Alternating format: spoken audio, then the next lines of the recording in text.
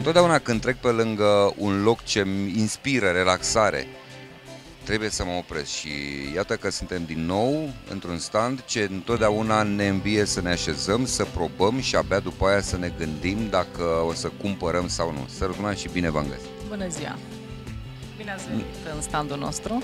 Ne-ați povestit întotdeauna despre cum să alegem o canapea, de ce să ținem cont, dar uitându-mă la ce a fost anul trecut și la ce găsim anul acesta, văd niște schimbări.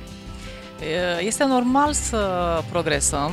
Este primul an când am încercat să facem o amenajare proprie, să renunțăm la amenajarea aceea standard oferită de organizatorii de aici. Am încercat să asortăm produsele între ele, să aducem o notă unitară. Modelele sunt în mare parte noi, avem și modele reproiectate cu mici artificii.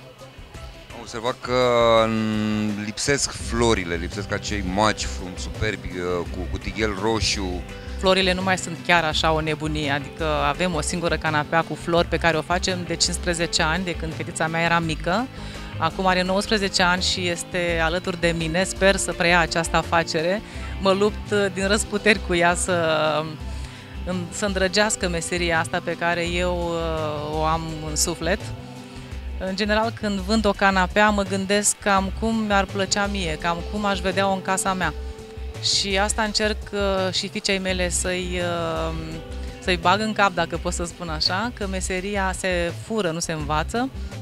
În standul dumneavoastră atrage atenția un colț colorat. Un colț colorat și știu că două perne au o textură aparte. Da.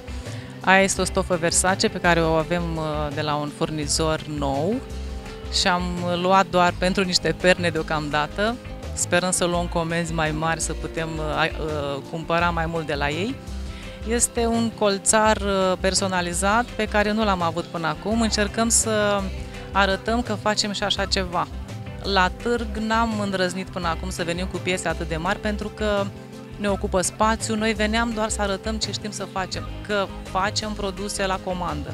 Ca lumea să înțeleagă că noi lucrăm la comandă pe măsură, că un om poate să-și facă la noi absolut orice model, pentru că avem o experiență de 15 ani în acest domeniu și putem să ne lăudăm chiar că facem orice model pe comandă.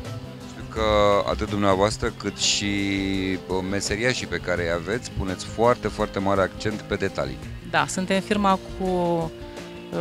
care intră foarte mult în detaliu și lumea chiar ne-a observat și chiar suntem lăudați pe tema asta. Sper să progresăm, sper să fim mai buni și anul viitor, să rezistăm, să ajungem la târg și să ne vedem din nou. Această canapea cu flori de care vă povesteam, chiar dacă este aceea, și anul acesta i-am aplicat o fustiță cu niște franjuri și care are un foarte mare succes. Noi vă mulțumim mult și dorim să vă revedem la fel de fericită, cel puțin ca în această zi. Vă mulțumesc că ați fost în standul nostru și vă așteptăm și la anul.